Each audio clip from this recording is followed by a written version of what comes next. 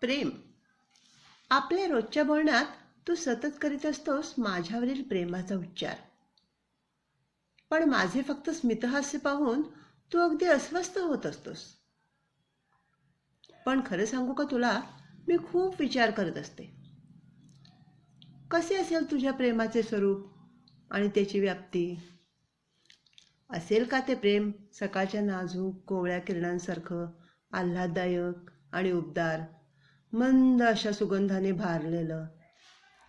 असेल का ते प्रेम आकाशासारखं विशाल, माझी प्रत्येक भावना समजून घेणारं आणि मला आपल्या हृदयात सामावून घेणारं? असेल का ते प्रेम सागरासारखे अथांग, अमर्याद, अगदी आपल्या अंतिम श्वासापर्यंत साथ देणारं?